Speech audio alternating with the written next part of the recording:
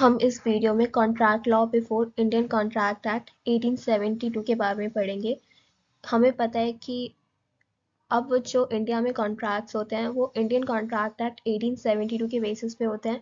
But जब Indian contract act 1872 नहीं हुआ था इम्प्लीमेंट इंडिया में, तो पहले जब मिडीवियल टाइम था, एंशियंट टाइम था, मुगल मौर्यास का टाइम था, ब्रिटिशर्स का टाइम था, तो कैसे जो कॉन्ट्रैक्ट थे वो हुआ करते थे, कौन सा लॉ उन पे इम्प्लीमेंट होता था, ये सब हम आज इस वीडियो में पढ़ेंगे। So let's proceed. जब हम एंशियंट और मिडीवियल टाइम की बात करते हैं तो उस टाइम पे हमारे पास कोई स्पेसिफिक लॉ नहीं था कॉन्ट्रैक्ट्स के लिए। Hindu law is basically different from English law. Hindu law जो है वो डिफरेंट है इंग्लिश लॉ से। Hindu law is actually compilation of numerous customs and works of Smriti Karas who interpreted and analyzed Vedas to develop various aspects of Hindu law. जो Hindu law है वो एक collection है जो हमारे पुराने रीति रिवाज चले आ रहे हैं, या फिर जो कस्टम्स है, कस्टम्स आर जो बहुत पुराने समय से चलते हुए आ रहे हैं, कस्टम्स एंड वर्क्स ऑफ स्मृति करास। स्मृति करास वो होते हैं जिन्होंने स्मृति लिखी है, और स्मृति करास का कहना है कि जो भी उन्होंने मतलब लिखा है, स्मृति में हमारे लॉज के बारे में लिखा है, क्रिमिनल और सिविल लॉज के बारे में। तो स्मृति करास का कहना है कि वो जो लॉज हैं वो उन्होंने वेदास से इंटरप्रेट करके लिखे हैं। हिंदू लॉ नहीं था तो अलग अलग सोर्सेज यूज किए जाते थे हिंदू लॉ के, जैसे वेदास, धर्मशास्त्र, स्मृति और श्रुति, जो एक हमें विविड डिस्क्रिप्शन देते थे जजमेंट देने के लिए। हिंदू लॉ के according minor, intoxicated person, old man और हैंडीकैप जो है वो एक वैलिड कॉन्ट्रैक्ट में एंटर नहीं कर सकते। माइनर मतलब 18 से बिलो। लेकिन यहाँ पे हिंदू लॉ में अभी हम पढ़ेंगे कि माइनर उनके लिए क्या था, हिंदू लॉ के अकॉर्डिंग क्या था।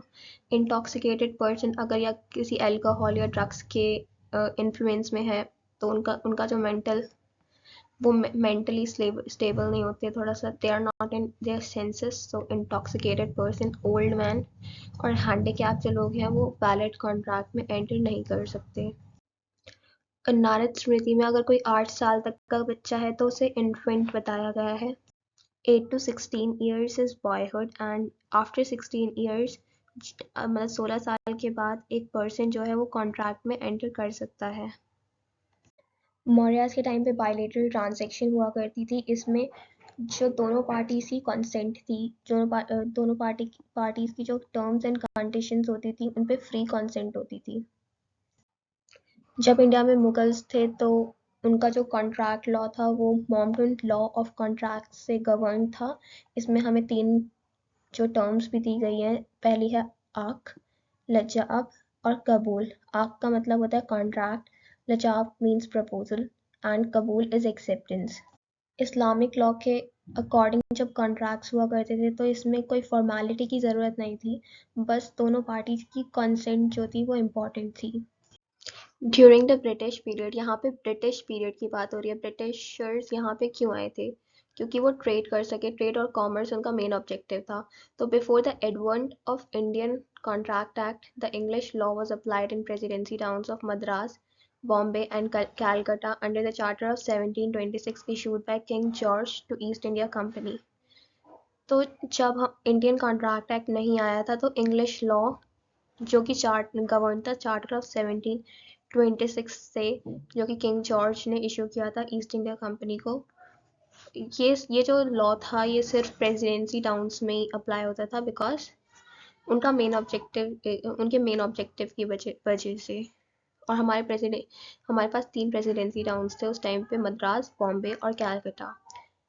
इसमें if one of the parties of contract is from either of the religion and other is from other religion, then the law of defendant is to be used. अगर दो पार्टीज हैं और दोनों अलग अलग रिलीजन से हैं, like one is Hindu and other is Muslim, तो यहाँ पे law of defendant यूज किया जाता था. This was followed in presidency towns, but in cities outside presidency towns the matter was solved on basis of justice, equity and good conscience. ये सब जो था ये सिर्फ प्रेसिडेंसी टाउन्स में फॉलो किया जाता था, और अगर प्रेसिडेंसी टाउन्स मतलब मद्रास, बॉम्बे और कैलकाटा के बाहर जो मैटर्स या डिस्प्यूट होते थे वो जस्टिस, इक्विटी और गुड कॉन्साइंस के बेसिस पे सॉल्व किए जाते थे. This procedure was follow till Indian contract act was implemented in India. ये प्रोसीजर जब तक फॉलो किया गया जब तक इंडियन कॉन्ट्रैक्ट एक्ट नहीं इम्प्लीमेंट हुआ था इंडिया में.